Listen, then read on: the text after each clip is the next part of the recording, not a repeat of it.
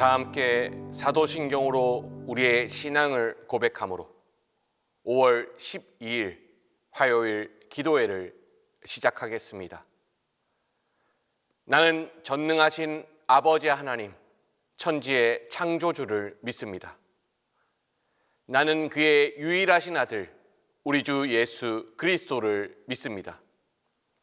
그는 성령으로 잉태되어 동정녀 마리아에게서 나시고 본디오 빌라도에게 고난을 받아 십자가에 못 박혀 죽으시고 장사된 지 사흘 만에 죽은 자 가운데서 다시 살아나셨으며 하늘에 오르시어 전능하신 아버지 하나님 우편에 앉아 계시다가 거기로부터 살아있는 자와 죽은 자를 심판하러 오십니다.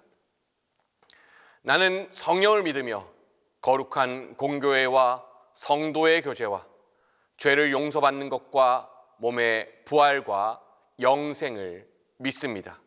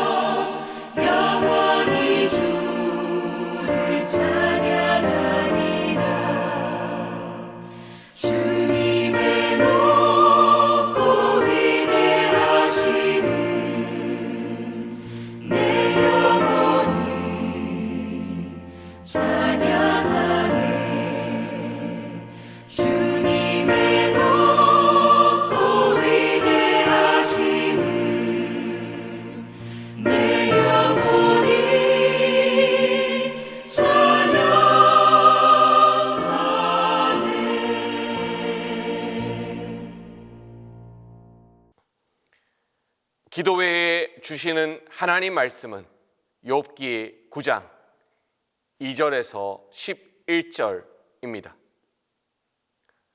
진실로 내가 이 일이 그런 줄을 알거니와 인생이 어찌 하나님 앞에 의로우랴.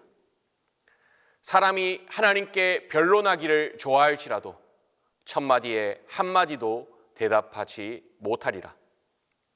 그는 마음이 지혜로우시고 힘이 강하시니 그를 거슬러 스스로 완악하게 행하고도 형통할 자가 누구이랴.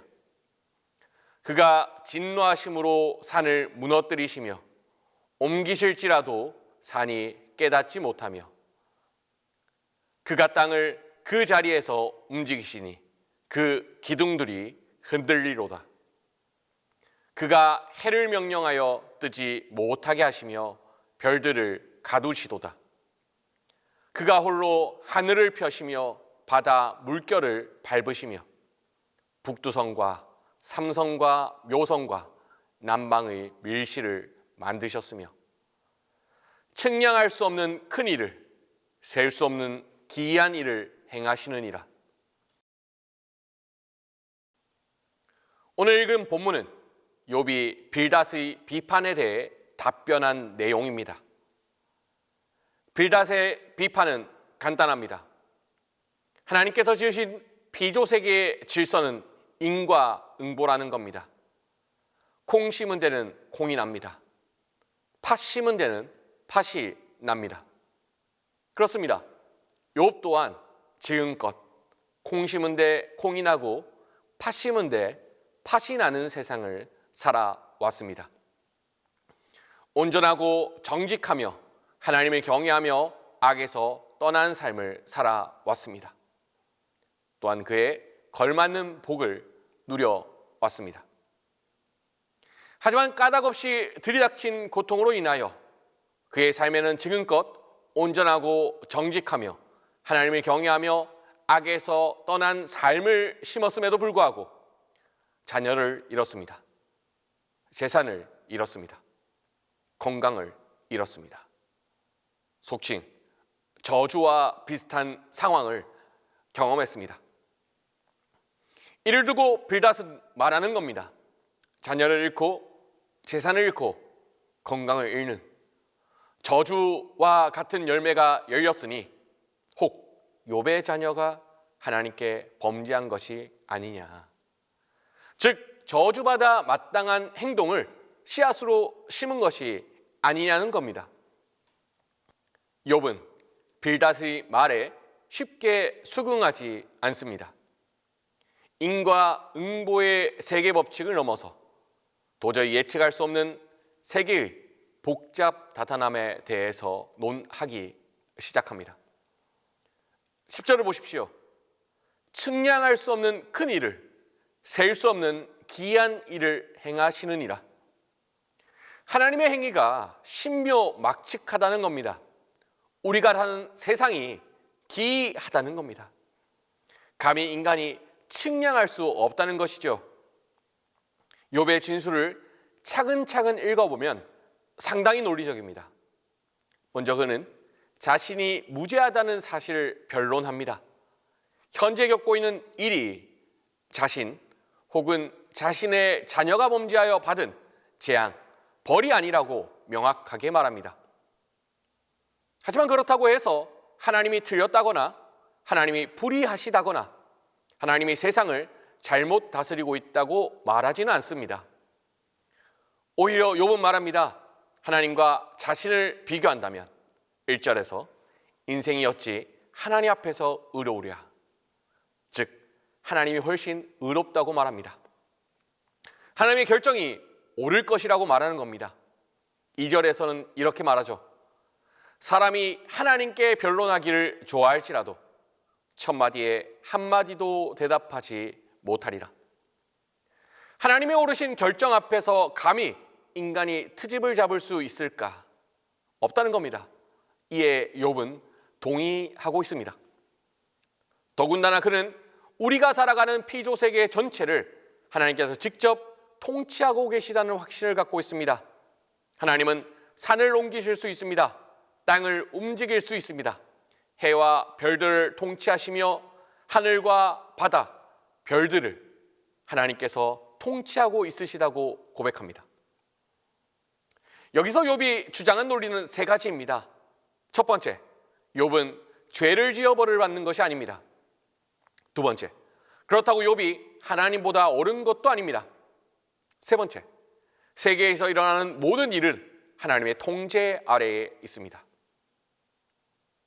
욥의 세 가지 주장 중에 하나의 주장만 빠지더라도 우리는 쉬운 대답을 내릴 수 있을 것입니다. 1번의 논리를 포기한다면 다음과 같습니다. 하나님은 옳으십니다. 또한 하나님은 온 세계를 통치하십니다. 하여 잘못을 저지른 욥에게 벌을 내리셨습니다. 2번 주장을 포기한다면 다음과 같습니다. 욥은 죄를 지어 벌을 받는 것은 아닙니다. 다만 온 세계를 통치하시는 하나님은 가끔 욥보다 옳지 않은 실수를 범합니다. 하여 욥에게 벌을 내리신 것은 하나님의 실수입니다. 3번의 주장을 포기하면 다음과 같습니다. 욥은 죄를 지어 벌을 받는 것이 아닙니다. 하나님 또한 언제나 옳으시지요. 하지만 하나님께서는 온 세계에 일어나는 모든 일을 통제하시는 분은 아닙니다. 하여 하나님께서 통제하시지 못하는 그런 영역에서 가끔은 이런 일들이 발생하곤 합니다. 하지만 욥은 이 세 가지의 논리 중에 하나라도 포기하지 않습니다. 욥의 잘못은 아니지만 온 세상을 통치하시는 옳으신 하나님께서는 욥에게 재앙을 허락하셨다. 말이 안 되고 어려운 논리입니다. 어폐가 있는 논리들의 결합이지요. 하지만 욥기에서 욥이 주장하는 바가 이런 어려운 논리입니다. 무슨 의미일까요? 우리 삶에는 우리가 논리적으로 이해할 수 없는 일들이 간혹 벌어진다는 겁니다. 하나님께서 틀리신 것도 아니고 하나님께서 온 세상을 다스리지 않는 것도 아닌데 가끔은 우리가 논리적으로 이해할 수 없는 일들이 생겨난다는 겁니다. 우리는 이를 두고 이렇게 정리할 수 있겠습니다. 우리가 살아가는 세상은 논리에 갇히지 않는다. 우리는 얄팍한 논리를 통해 세상을 심판하는 이들을 잘 알고 있습니다. 복음서에 등장하는 바리새인들이죠. 그들은 똑똑합니다. 논리적입니다. 하여 똑똑한 논리 안에서 세상이 돌아가야 마땅하다고 생각합니다. 그들의 논리 바깥에서 세상이 돌아가는 일은 있을 수가 없는 일이지요. 하여 예컨대 안식일에 병자의 병을 고치는 일은 용납할 수 없는 일이라고 논리적으로 판단합니다. 안식일은 일주일에 한 번 찾아옵니다. 일주일을 기다려야 안식일이 찾아오지요. 하지만 병자의 입장에서 평생 치유의 순간이 찾아오기를 기다려왔습니다. 즉 평생을 기다려왔습니다. 바리새인들은 너무나 똑똑하고 논리적이기에 이를 고려하지 않습니다. 병자들이 평생을 기다려왔다는 사실을 고려하지 않습니다. 단지 자신이 믿는 완벽한 신앙적인 논리에 근거하자면 이런 일은 있을 수 없다고 말하는 것이죠. 욥의 세 친구는 바리새인과 같습니다. 사실 우리는 모두 바리새인처럼 신앙을 시작합니다. 얄팍하지만 완벽한 신앙 논리를 믿습니다. 또한 이 완벽한 신앙 논리에 근거하여 세상 만사를 판단하고 신앙생활을 시작합니다. 욥 또한 크게 다르지는 않았을 겁니다. 하지만 가끔 우리의 삶에는 이 신앙의 논리와 맞지 않는 사건들이 발생하지요.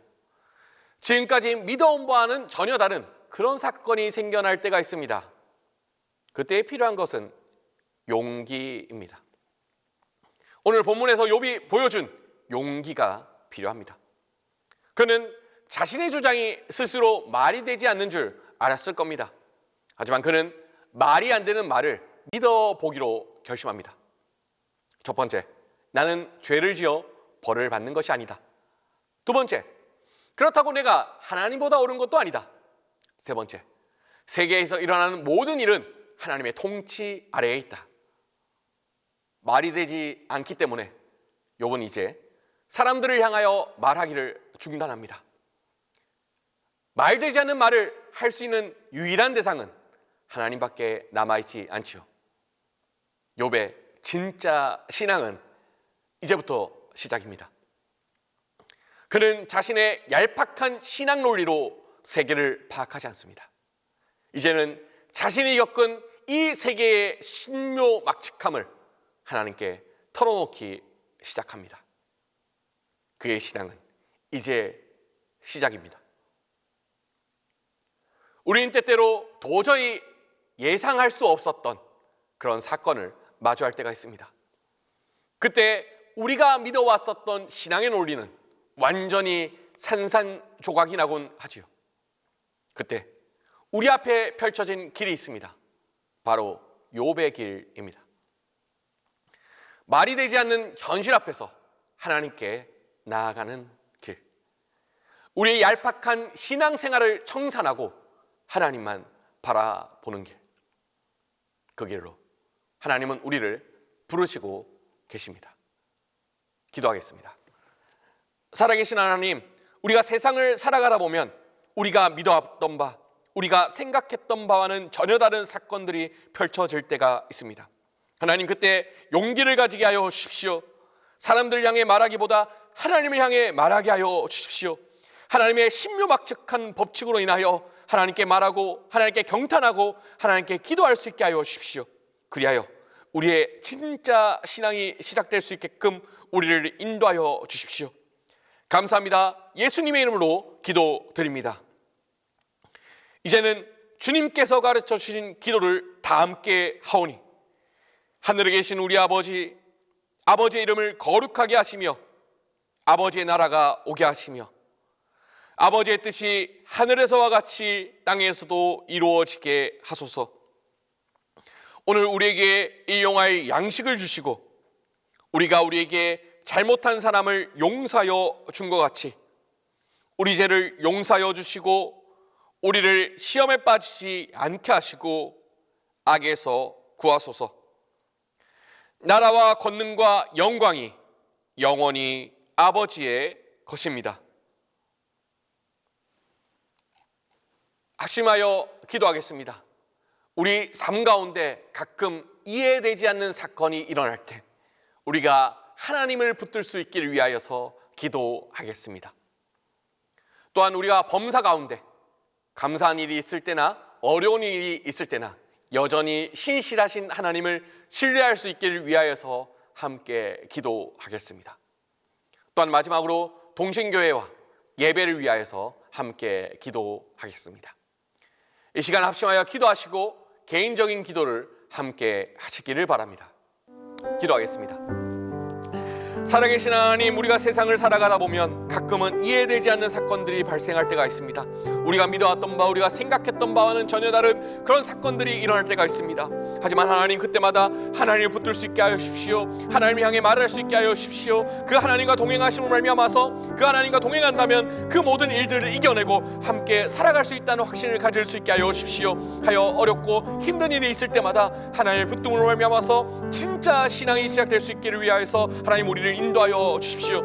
살아계신 하나님, 또한 우리가 때로는 힘들고 어려운 일을 겪을 때가 있습니다. 그때에도 하나님을 신실하게 의지할 수 있게 하여 주십시오. 하나님의 신실하심을 우리가 의지할 수 있게 하여 주십시오. 언제나 우리와 동행하시고 언제나 우리와 함께 하시는 그 하나님께 대한 믿음을 우리가 붙들 수 있도록 주님께서 인도하여 주십시오. 또한 하나님, 우리 동신교회의 하나님이 되어 주십시오. 동신교회의 주인이 되어 주십시오. 동신교회의 모든 과정들을 인도하여 주십시오. 동신교회 가운데 은혜와 복을 내려 주십시오. 또한 하나님, 동신교회에서 드려지는 모든 예배 가운데 하나님께서 복의 복을 더하셔서 하나님, 모든 하나님의 말씀이 선포될 때마다 하나님의 영감 있는 말씀이 선포되게 하여 주시고 성령으로 우리를 충만하게 하여 주시고 우리가 하나님을 말미암아서 충만한 은혜를 누릴 수 있도록 예배들 가운데 하나님께서 역사하고 임재하여 주십시오.